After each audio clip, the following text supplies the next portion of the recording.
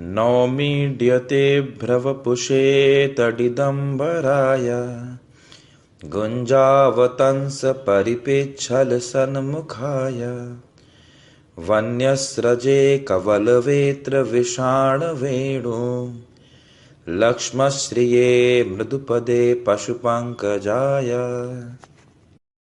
यह ब्रह्मा जी की स्तुति है भगवान कृष्ण के चरणों में। ये पहला श्लोक है और ये बहुत अद्भुत श्लोक है। भगवान के सुंदर रूप का वर्णन करता है। ब्रह्मा जी इसमें कहते हैं नौमी, अर्थात मैं प्रणाम करता हूँ, मैं गुणगान करता हूँ। किसका?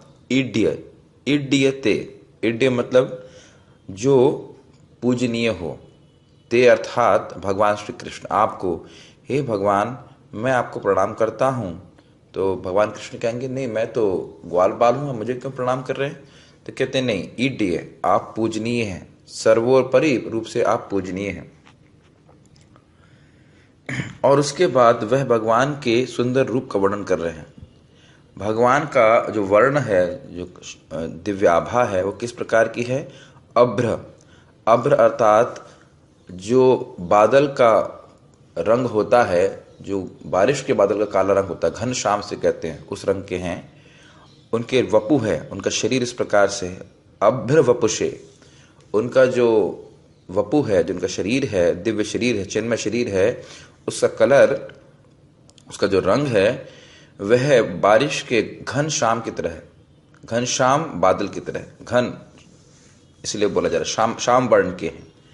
और उनके जो सुंदर सुंदर वस्त्र हैं, पीताम्बर जो धारण किए हैं, वो कैसे लग रहे हैं? तडित अंबराया। अंबराया अर्थात वस्त्र, और तडित मतलब होता है रोशनी। तो आप देख सकते हैं जिस प्रकार से काले बादल में रोशनी सफेद सफेद चमकती है, उसी प्रकार भगवान के श्यामल वर्ण रूपी जो वपु है, शरीर है, उसके ऊपर उनके जो पीले पीले वस्त्र है, पीताम्बर है, वह बिजली की तरह चमक रहा है। साथ ही साथ उन्होंने गुंज, गुंज का अर्थ होता है छोटी छोटी बेरी होती है, उसके कर्ण आभूषण पहन रखे। ये अद्भुत बात है कि भगवान सोने के आभूषण चंद्र इत्यादि ना पहन करके एक गुंज बेरी का आभूषण पहनते हैं अपने कानों के ऊपर। तो दिखाता है कि एक सामान्य गुंज जो बेरी है, वह भी कितनी मूल्यवान है ब्रज में। और अपने सिर के ऊपर वे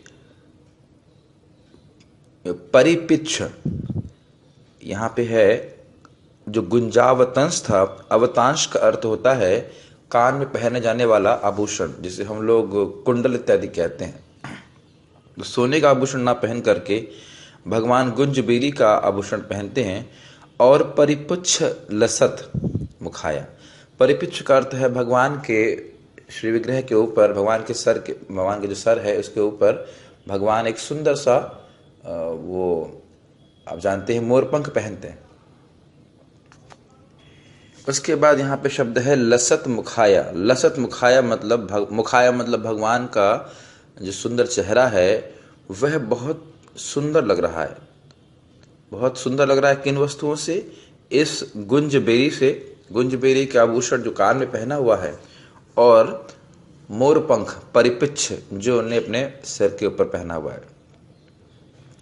अब वो कह रहे हैं वन्यस्रजे। वन्यस्रजे का अर्थ होता है वनमाला। जो वन के फूल होते हैं, उनकी बनी हुई माला को भगवान ने धारण किया हुआ है। और हाथ में क्या है? कवल वेत्र विषाण वेणु। कवल का मतलब होता है कौर, तो हाथ में भगवान वही कौर लेके हैं जो एक साल पहले जिस स्थिति में थे, अपने बछड़ों को और अपने मित्रों को वो ढूंढ रहे थे, और उनके हाथ में वही कौर था खाने का, जो वो खाना उसको खाला ले रहे थे। तो उसी अवस्था में ब्रह्मा जी ने भगवान को देखा। और वेत्र, वेत्र मतलब बछड़ों को हाँकने वाली डंडी। और विषाण मतलब, विषाण का अर्थ होता है ये जो भैंस का सींग होता है, उसके बना हुआ बिगुल। और वेणु, तो तीन चीजें हैं। एक है डंडा, छोटा सा स्टिक, और विषाण यानी कि बिगुल और वेणु उनके हाथ उनके पास खोसी गई है। और अब वो उनके चरणों का ध्यान कर रहे हैं और वो कह रहे हैं लक्ष्म श्रिये मृदु पदे। भगवान बहुत सुंदर लग रहे हैं। कैसे कैसे भगवान? जिनके चरण बहुत मृदु, बहुत बहुत सॉफ्ट हैं। ये एक अद्भुत बात यह है कि भगवान ने कभी वृंदावन में जूते नहीं पहने, तो इसलिए यहाँ पे भगवान के चरणों का ध्यान किया जा रहा है। वो चरण जो बार बार ये ब्रज है इसको स्पर्श करते हैं। और नंद महाराज की बात का महिमा गाते हुए शब्द आ रहा है पशुपंग जाया। नंद महाराज की महिमा या श्रेष्ठता वसुदेव जी से इंगित करता है ये शब्द, क्योंकि पशुप मतलब पशुपालन करने वाले नंद महाराज के बेटे हैं। अंग जाया मतलब जिनके अंग से उत्पन्न हुए, जिनके बेटे हैं भगवान कृष्ण। तो इस अध्याय में ब्रह्मा जी अपने आदर का भाव रख रहे हैं, लेकिन साथ ही साथ भगवान कृष्ण की माधुर्य का आस्वादन कर रहे हैं। ब्रह्मा जी को साक्षात अनुभव हो रहा है कि नंद नंदन भगवान कृष्ण ही सभी सत चिद आनंद रूपों के स्रोत हैं। भगवान कृष्ण के चरणों में दृढ़ भक्ति प्राप्त करके ब्रह्मा जी प्रचुर मात्रा में भगवान का गुणगान करते हैं। ब्रह्मा जी कहते हैं, हे वासुदेव, आप अनंत स्वरूपों के स्रोत हैं, अद्वैतम अच्युतम अनादिम अनंत रूपम, और आप एकमात्र ऐसे व्यक्ति हैं जो कि पूजनीय हैं, ईड्य। आपका गुणगान ब्रह्मांड का हर व्यक्ति कर रहा है, चाहे मैं हूं और चाहे एक निम्न घास का पत्ता भी क्यों ना हो। और वह ऐसा इसलिए करते हैं ताकि आपकी प्राप्ति हो, और इस कारण से आपके चरणों में वह प्रार्थनाएं अर्पित करते हैं। इसलिए मैं भी कर रहा हूं। इसलिए मैं आपको प्रसन्न करने के लिए इन श्लोकों के द्वारा आपका गुणगान कर रहा हूं। आपका जो दिव्य शरीर है वह एक बारिश के बादल के समान श्याम वर्ण का है, और आपके जो कपड़े हैं, जो पीतांबर है, वह आपको इस प्रकार से ढका हुआ है जैसे बादलों के बीच में चमकती हुई रोशनी। तो ब्रह्मा जी के जो शब्द हैं भगवान कृष्ण का जो वर्णन कर रहे हैं, ये दो चीजों को इंगित करते हैं। एक कि धरती जो है, जिस प्रकार से धरती बहुत भीषण ताप से निजात पाती है बादलों के द्वारा, उसी प्रकार से भगवान कृष्ण इस जगत पे अवतरित होते हैं तो धरती के भार को कम करते हैं। इसलिए भी भगवान की उपमा बादल से की जा रही है। और साथ ही साथ चातक पक्षी यह बादल से ही पानी ग्रहण करता है। उसी प्रकार से भक्त अपना जीवन धारण करते हैं भगवान कृष्ण रूपी बादल की कृपा को प्राप्त करके। भगवान कृष्ण की कृपा रूपी जल है, उसको प्राप्त करके ही चातक रूपी जो भक्त हैं वे अपना जीवन धारण करते हैं। ऐसा श्रील विश्वनाथ चक्रवर्ती ठाकुर समझाते हैं। आगे ब्रह्मा जी बताते हैं कि आपकी जो अद्भुत सौंदर्य है वह और सुंदर लगता है गुंज बेरी की कर्ण आभूषण के द्वारा, सुंदर सुंदर फूलों के द्वारा, जिससे आपने अपने केशों का श्रृंगार किया है, और परिपिछ अर्थात मोर पंख जो आपके सुंदर सिर के ऊपर आपने धारण किया है। तो ये ब्रह्मा जी का ये जो वर्णन है भगवान श्री कृष्ण का, यह दिखाता है कि जो ब्रज के गुंज बेरी है वह वैकुंठ के बहुत सुंदर सुंदर और मूल्यवान रत्नों से भी श्रेष्ठ है। भगवान जिन वन के पुष्पों की माला को पहनते हैं और अपने पत्तों से अपने गले के चारों ओर कुछ माला पहनते हैं, कुछ वन के पत्ते होते हैं, तो वह स्वर्गलोक के पारिजात पुष्पों से भी श्रेष्ठ हैं। जो भगवान कृष्ण के संबंध में ब्रह्मा जी कहते हैं कि उनके हाथ में दही भात का कवल है और एक डंडी है उनके पास और उनका एक पास एक बिगुल है, तो ब्रह्मा जी ये इंगित करते हैं कि भगवान कृष्ण का ये जो ग्वाल बाल का रूप है, ये जो रूप है, ये उनके अन्य सभी विष्णु रूपों से श्रेष्ठ है।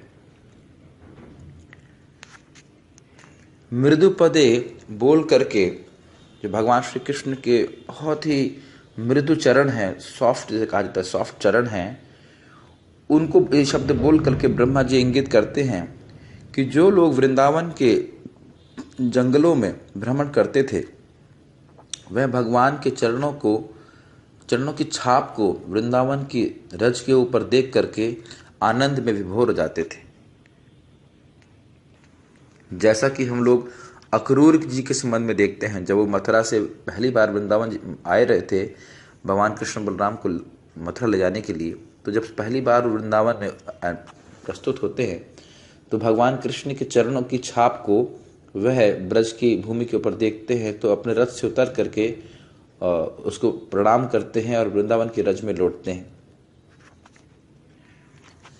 और पशुपंग जाय शब्द को बोलते हुए ब्रह्मा जी कह रहे हैं, पशुप मतलब नंद महाराज जो पशु के पालक थे, उनके पास बहुत सारी गाय थी, 9 लाख गाय थी, उनके अंगज हैं। अंगजाया मतलब कृष्ण जो नंद महाराज के बेटे हैं, नंद नंदन हैं।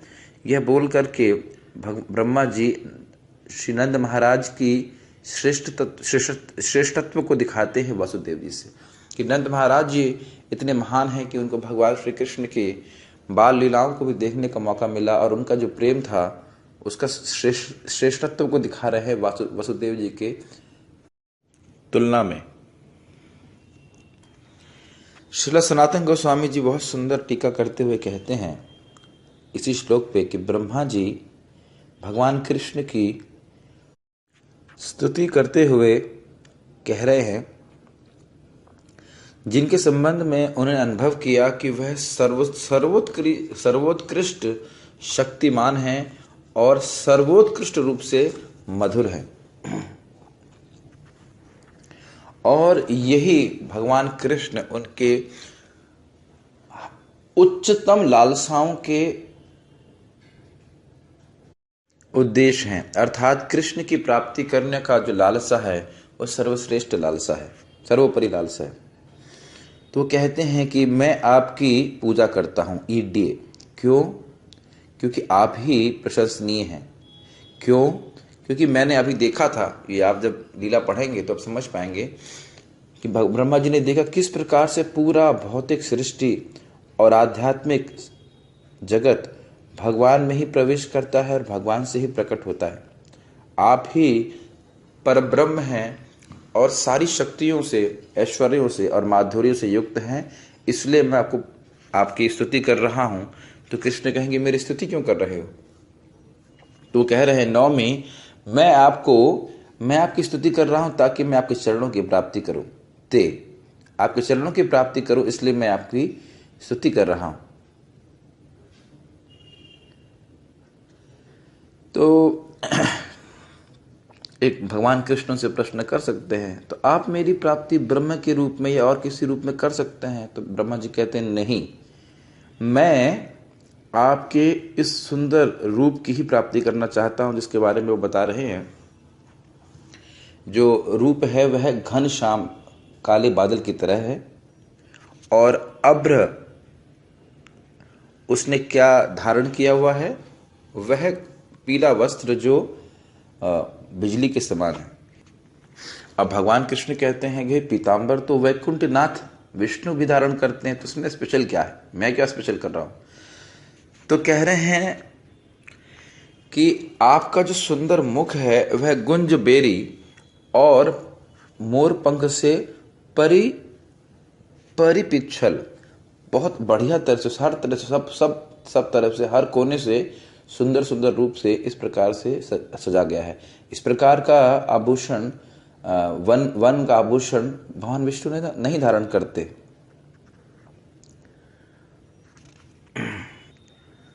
आपने बहुत सुंदर वन की माला पहनी हुई है और वन की पत्तियों से जो बहुत सुंदर सुंदर रंगों की हैं उससे अपना आपने आभूषण के रूप में स्वीकार किया है।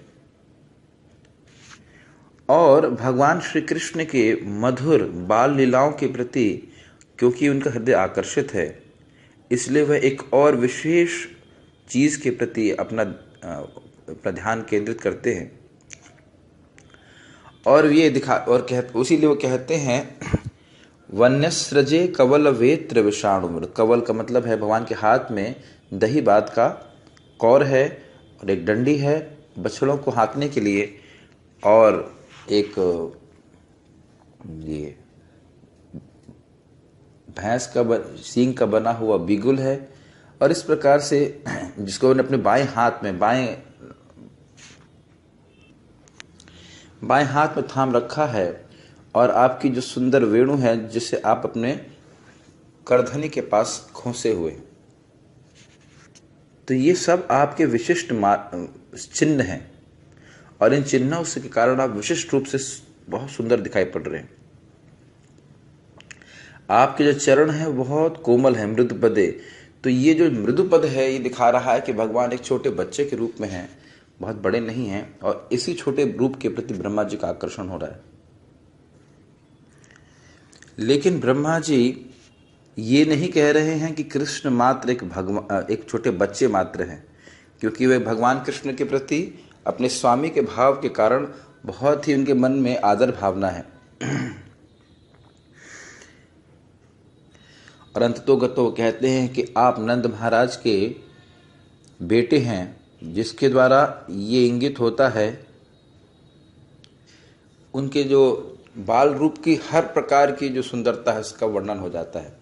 तो कह रहे हैं मैं आपको प्रणाम कर रहा हूं ताकि एक दिन इस बाल रूप के चरणों की प्राप्ति मेरे को हो जाए। और इस कारण से अपनी प्रार्थनाओं की शुरुआत करने से पहले उनकी लालसा को इस श्लोक से वह इंगित करते हैं। बहुत सुंदर श्लोक है। नौमीड्यते भ्रवपुषे तडिदम्बराय गुंजावतंस परिपिच्छल सन्मुखाय वन्यस्रजे कवलवेत्र विषाणु वेणु लक्ष्मश्रिये मृतपदे पशुपांकजाय।